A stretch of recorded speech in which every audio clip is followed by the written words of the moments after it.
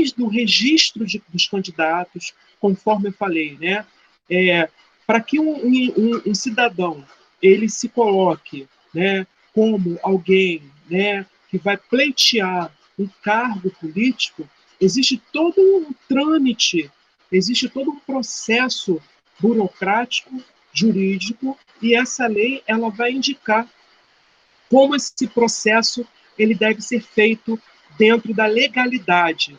Além da lei ela versar sobre a questão do registro, a questão da própria formação das candidaturas, essa lei também ela vai abordar aspectos relacionados à própria propaganda eleitoral, como a propaganda deve ser feita, os veículos que essa propaganda, essas propagandas poderão ser feitos, né? Quais são os veículos legítimos, usuais, para que essas propagandas sejam feitas, a questão da apuração dos votos. Existe toda uma normativa que vai, ter como foco o processo de apuração dos votos, né? No Brasil, já há algumas décadas, o nosso sistema eleitoral é feito por meio, né, da tecnologia das urnas eletrônicas. Existe também aí todo um debate em relação ao uso das urnas eletrônicas. Nesse final de semana, nós observamos alguns políticos tentando, de alguma forma, trazer alguns políticos que fizeram algumas colocações, até colocando indicando uma certa suspeita acerca da garantia, né, do uso das urnas eletrônicas. E foi muito interessante que o ministro Barroso, que está à frente também da Justiça Eleitoral, né, ele veio a público, né, e fez toda uma consideração. E, de fato, né, o nosso sistema eleitoral é visto, né, bem visto em outros países. A nossa tecnologia, é óbvio que toda tecnologia precisa sempre ser revista, ser monitorada. Isso aí eu acho que é um protocolo inerente mesmo, né, do processo. Agora, não há não há nada palpável, não há nenhuma indicação objetiva de que o nosso sistema seja um sistema passível de ter uma fraude sistêmica. Por que eu estou colocando isso, gente? Porque a gente observa que uma das formas, né, da gente enfraquecer as instituições é colocar as nossas instituições em xeque, começar a tentar implodir a República por dentro. De certo modo, infelizmente, é o que alguns analistas dizem que o Trump está fazendo nos Estados Unidos, né? Uma tentativa de você deslegitimar o processo, trazendo algumas informações que, até o presente momento, né, quando a gente pensa no sistema eleitoral estadunidense, né, isso estão sendo feitas várias investigações, desde o FBI até as autoridades políticas locais, e até o presente momento, pelo que eu estou acompanhando, né, nos jornais, enfim, na grande mídia, até agora não houve nada palpável para que isso, nada objetivo que substancializasse esse tipo de crítica, esse tipo de acusação. E a gente tem que ter muito cuidado, né? Porque o que acontece nos Estados Unidos provavelmente poderá acontecer aqui. E já há por parte aí dos poderes já uma certa cautela acerca dessas acusações que estão sendo feitas, né, acerca do nosso processo, né, do nosso sistema eleitoral, que até agora não há nenhuma prova que explique, que de fato substancialize, né, melhor dizendo, essas acusações. Ainda aqui na questão da lei das eleições, né, a lei 9.504 de 1997, Foi feita também uma mais recente, né, que está aí dentro do Código Eleitoral, que acaba complementando essa lei. Então, a gente tem esses dois dispositivos importantes que vão conduzir desde a candidatura até a apuração dos votos obtidos dentro de um processo eleitoral. Uma outra lei que a gente precisa também fazer referência é a Lei Complementar 64 de 1990, que passou a ser conhecida como a Lei das Ineligibilidades. Em outras palavras, esse conjunto aqui de leis apresenta alguns critérios importantes que o candidato ele deverá cumprir para ele ser considerado elegível. Em outras palavras, antes, né, da candidatura ser aceita pelos poderes instituídos, torna-se necessário que o candidato ele cumpra alguns requisitos. Ele precisa estar em posição de ser elegível. Ele não pode estar inelegível, como acontece com alguns ex-governadores do Rio de Janeiro. Alguns governadores do Rio de Janeiro estão numa posição de ineligibilidade. Inclusive, é muito interessante, né? A gente observa que alguns políticos que estão agora pleiteando, né, cargo na prefeitura, não só no Rio de Janeiro, mas no Brasil, políticos que estão aí sendo julgados, né, ainda não foram julgados, né, mas existem processos jurídicos que poderão, inclusive, fazer com que esses políticos não possam, caso sejam vencedores no processo eleitoral, eles não possam assumir a prefeitura.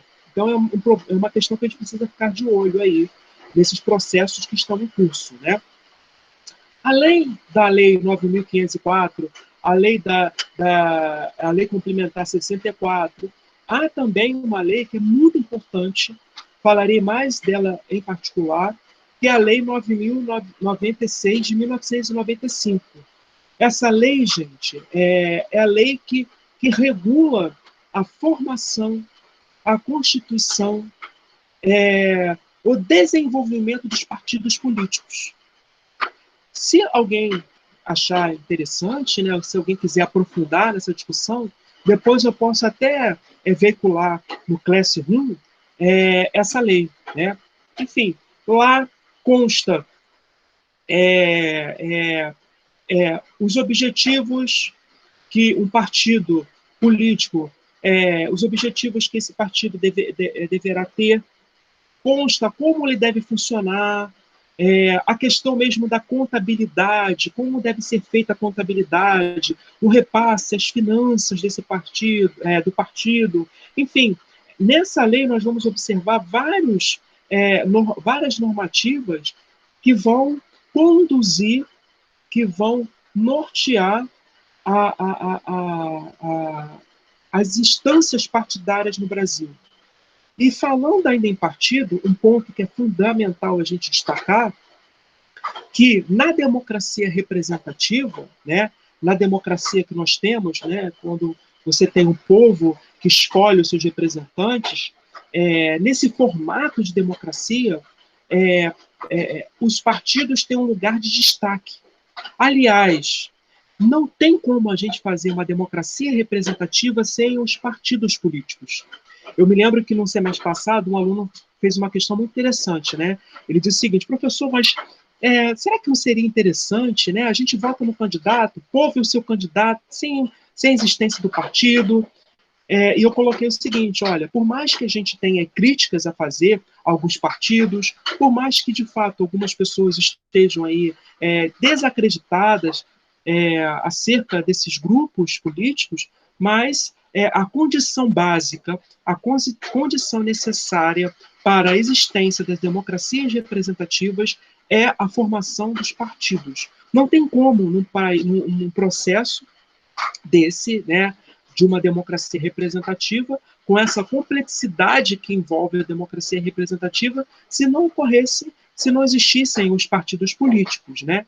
E nós temos essa lei aqui, que é uma lei muito importante, que vai regulamentar a prática dessas instituições tão importantes no nosso sistema, representativo.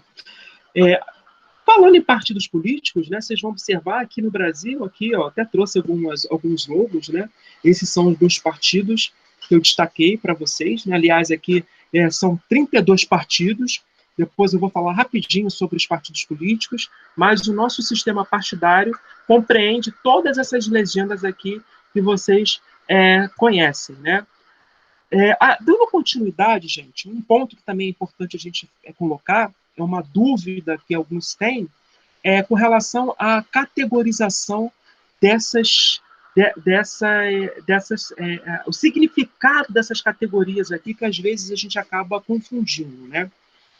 Sufrágio é o nome que nós damos ao direito do cidadão de eleger e ser eleito dentro de uma sociedade, dentro de uma configuração de um Estado, né? Então, o sufrágio é a capacidade que nós temos, né, de participar, né, do jogo político, como aconteceu no último domingo, né? No último domingo, né, o povo foi convidado a exercer obrigatoriamente o direito do voto, né?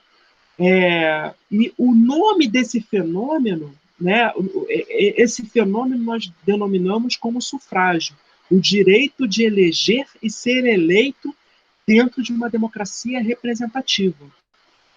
O voto, a categoria voto, é utilizada para fazer referência ao instrumento que a gente usa para manifestar o nosso direito, seja no sufrágio ou em outras consultas populares. Porque na democracia representativa, além do sufrágio, a população poderá ser convocada a partir do plebiscito ou a partir da formação de um referendo.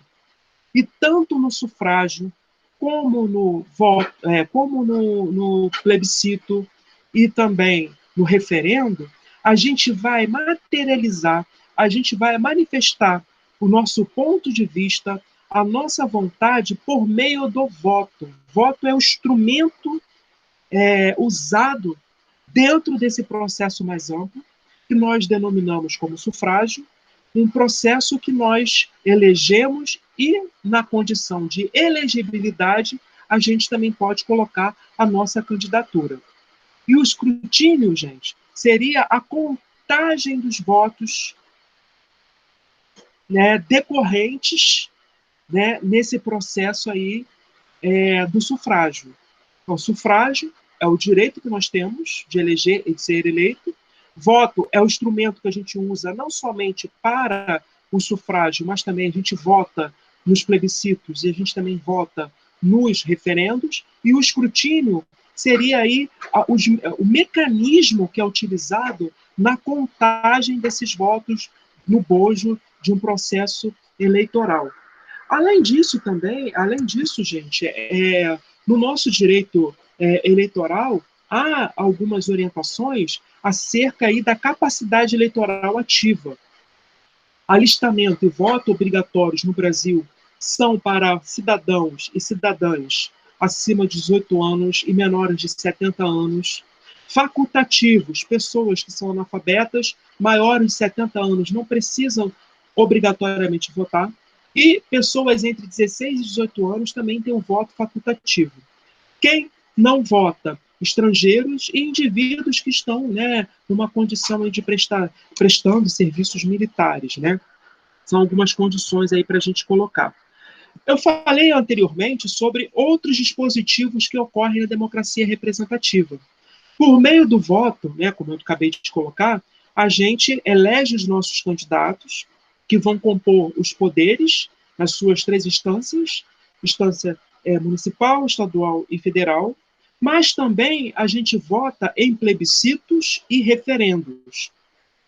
De acordo com o artigo 14º da nossa Constituição, plebiscito, gente, ele ocorre quando se deve analisar uma decisão tomada pelos eleitores, né? Isto é, os eleitores deverão se manifestar sobre uma ideia, sendo que esta virá por meio de uma pergunta que deve posteriormente tornar-se obrigatoriamente lei, quando os eleitores forem a favor dela. Desculpa. O plebiscito, gente, ocorre, esse instrumento aí salvaguardado por nós, pela nossa Constituição, ele poderá ser montado quando alguma autoridade instituída quiser fazer uma consulta para saber acerca da possibilidade da criação de uma lei ou de um ato administrativo. Digamos, eu sou prefeito do Rio de Janeiro, eu quero saber se a população ela concorda que seja feita uma reforma política no município. Eu posso sugerir ao legislativo que monte um plebiscito para eu saber se a população ela concorda ou não que seja feita uma reforma. E a pergunta poderá ser essa: você concorda que seja feita uma reforma política no município do Rio de Janeiro? Aí as pessoas vão se posicionar por meio do voto, se elas querem ou não. Ou seja, o plebiscito é uma convocação que poderá ser feita antes da criação de uma lei, antes da criação de um determinado ato administrativo. Por sua vez, o referendo, que também é salvaguardado no segundo inciso aí do artigo 14º da nossa Constituição, o referendo já é uma convocação feita, né, no momento que você já tem uma lei, ou você já há um ato administrativo, e a autoridade política instituída, ela quer saber se a população ela continua sendo tendo uma visão positiva em relação a essa lei que existe, ou se ela concorda ainda que aquele ato administrativo continue a existir. Portanto, o referendo já é uma consulta feita já quando há uma lei ou um ato e há um movimento da gente mudar esse ato ou essa lei que já está em curso, que já é uma realidade. Vou dar um exemplo. Recentemente, na Escócia, a Escócia faz parte do Reino Unido, né?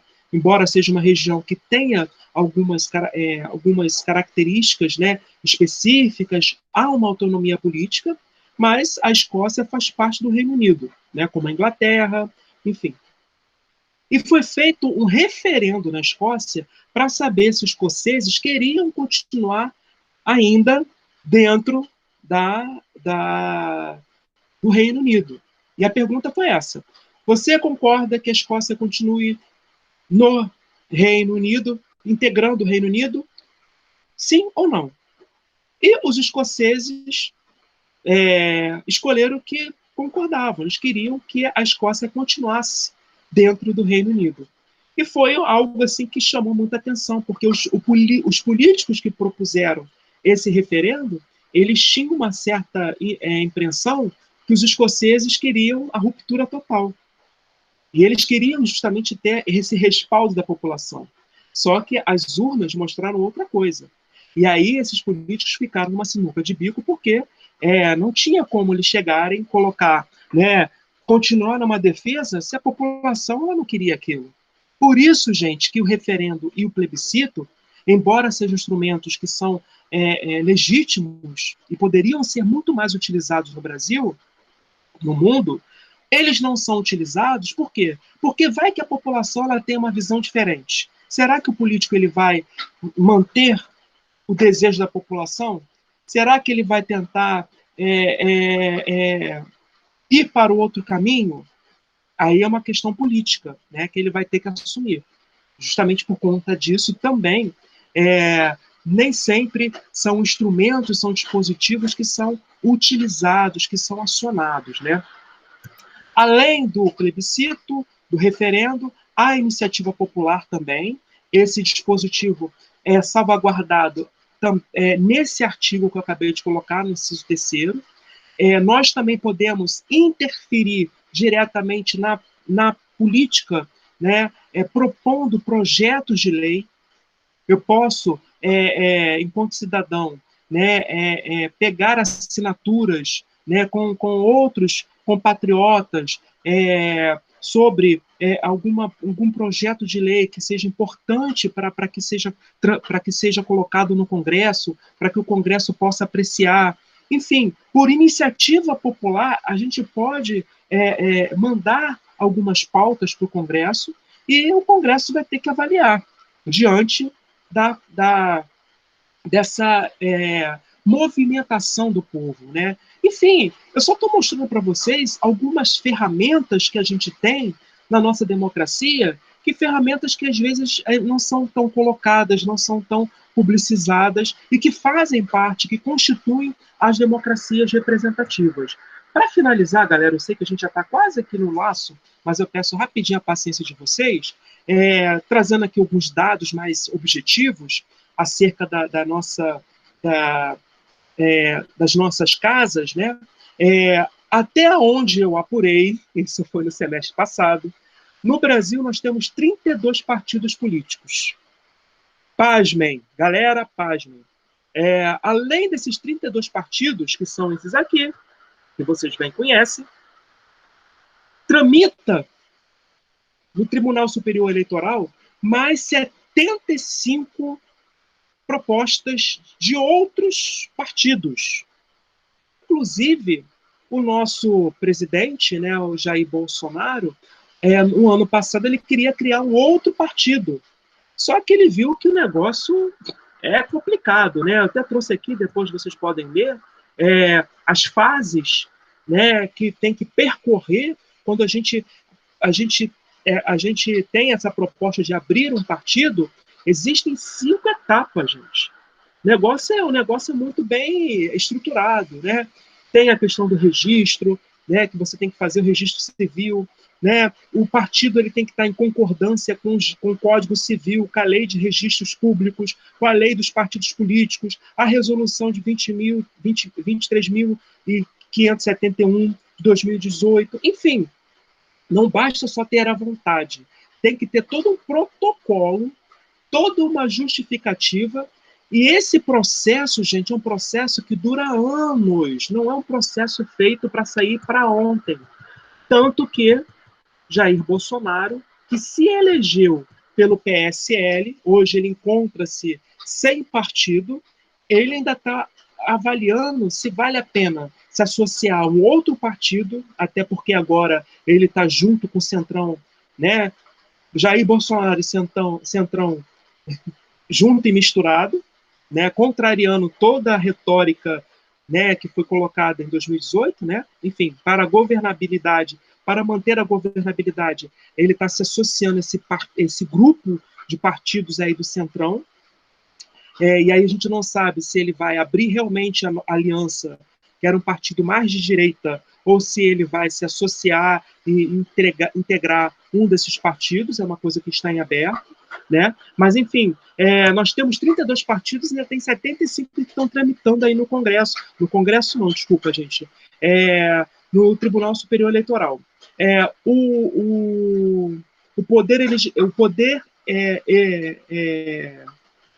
Legislativo Federal é composto por 2 casas, o Senado Federal, que tem 81 senadores, que representam aí as 27 unidades da federação, que são os 26 partidos e o Distrito Federal, e os deputados, né, que fazem parte da outra casa, que integra o nosso Congresso, que compõe aí, são 513 cadeiras. Não vou aprofundar hoje, mas poderei aprofundar na aula que vem. Há um debate muito candente acerca de uma possível reforma política no Brasil. Alguns advogam a necessidade de um enxugamento dos partidos no Brasil. Eu, particularmente, sou muito favorável para que esse debate ocorra, para que, de fato, a gente pense aí até que ponto essa quantidade de partidos ela é eficiente ou não para o bom funcionamento da nossa república. É uma discussão que a gente precisa fazer. Talvez na próxima aula a gente aprofunde nessa discussão, é um ponto interessante.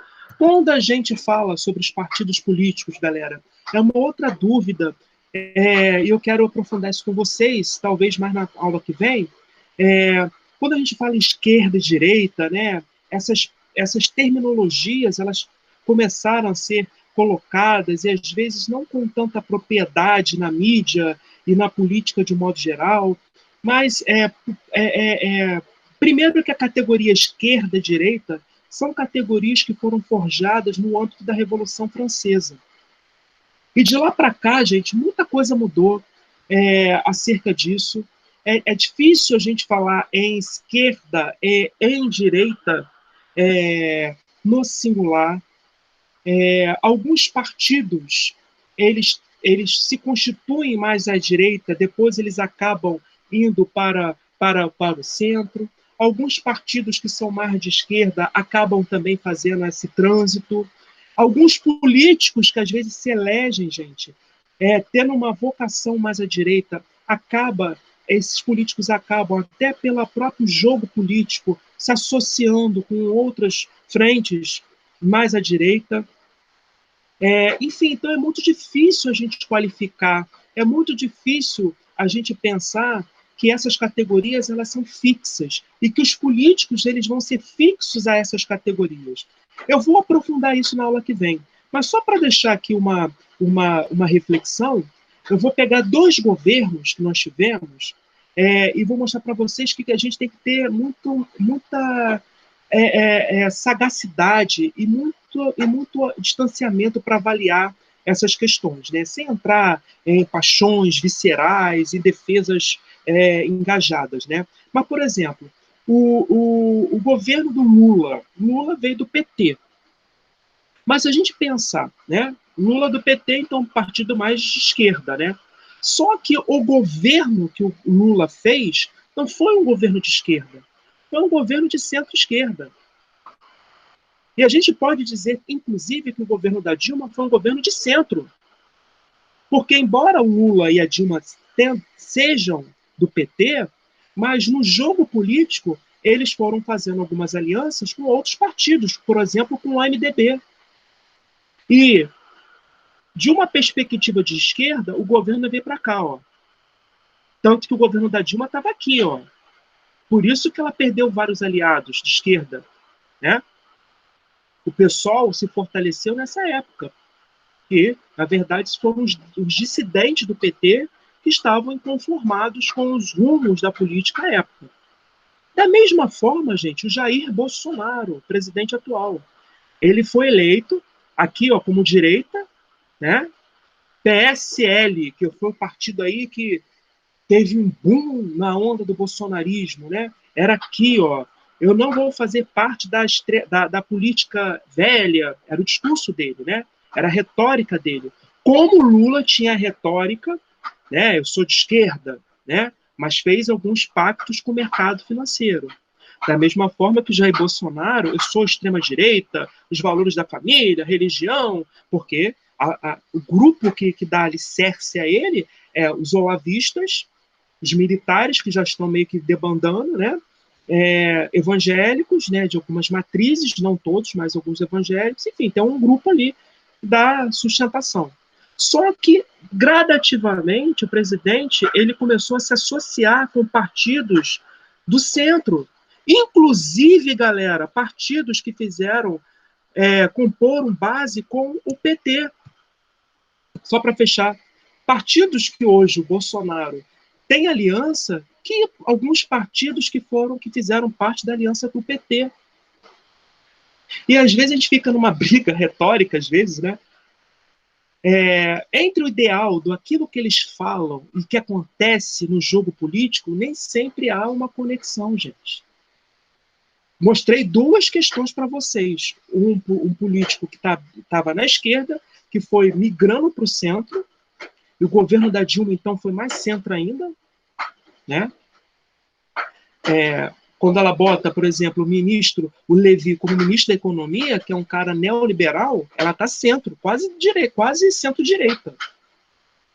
E o nosso presidente atual né, que veio de uma outra matriz política ideológica, ele vem com um discurso contra uma velha política, né? Não farei alianças. Só que quem é que está dando suporte hoje para o governo do Bolsonaro? São os partidos do Centrão.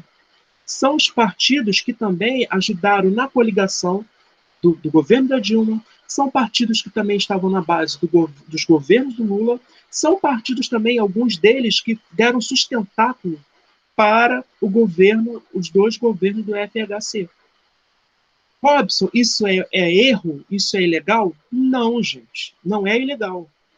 Porque a política, ela demanda associações. Até aí não tem nenhum problema.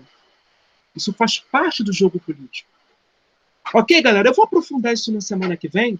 Já passei muito aqui da nossa aula e eu farei um aprofundamento sobre isso. Vamos discutir direita, esquerda, vou trazer dados para vocês, vou falar um pouco da composição das nossas assembleias. Eu acho que são dados aí legais para vocês começarem a compreender como é que funciona os meandros da nossa política partidária. Belezinha, queridos? Muito obrigado aos alunos que continuaram comigo até agora. Vou interromper aqui a nossa aula. Qualquer coisinha, qualquer dúvida, entre em contato